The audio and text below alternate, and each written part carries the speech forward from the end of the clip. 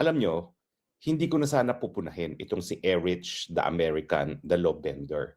Nung sinabi niya na ang duwag-duwag daw ni Alan Peter Cayetano, kapag daw sila ay nag-hearing at pinagpatuloy ang hearing, talagang kokwelyuhan niya at ipapaaresto niya.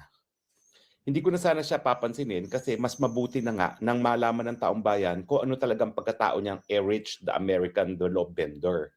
Unang-una, huwag niyo pong kakalimutan ha, bago niyo yan hinalal bilang senador, napilitan niya magbitiw bilang kalihim ng Department of Social Works and Development kasi nga dun sa kanyang issue ng citizenship.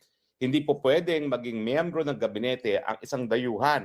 Siya ay napatunayan na siya ay naging dayuhan Amerikano dahil siya nga ay sumapi pa nga sa hukbong sandatahan ng Amerika.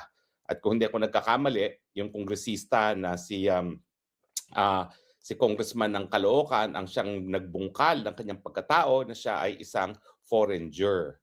So, nakapagtataka nga kung siya ay napaalis bilang isang kalihim, bakit naman siya hinayaang manalo bilang senador? Ganun pa rin ang issue sa kanya. Ikaw ba ay Pilipino? Hanggang ngayon, hindi natin maintindihan kung siya nga ay Pilipino kasi nga po, ang ginawa niya, pineki niya ang mga dokumento niya.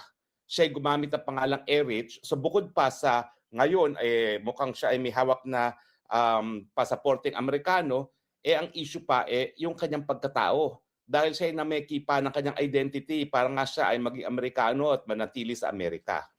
So, sinasabi ko naman na yung kanyang mga salita na pahuhuli niya, kukwelyuhan niya si Alan Peter Cayetano, at least nakikita ng tao na minsan ng kriminal na nameki ng dokumento para siya ay maging Amerikano, palagi na yung kriminal.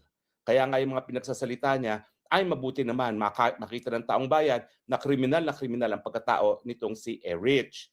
At dahil siya ay kriminal nga doon sa kanyang falsification at doon sa kanyang pagiging peking Pilipino, di siyempre, alam din natin na dahil siya ay naging kalihim ng ACT-CIS, yung party list ng mga tulpo talaga na pinakamalaking nakuha, isa sa pinakamalaking nakuhang pondo sa maanumalyang budget na 2024-2025 ng Kongreso, sigurado po nakinabang din yan sa flood scam.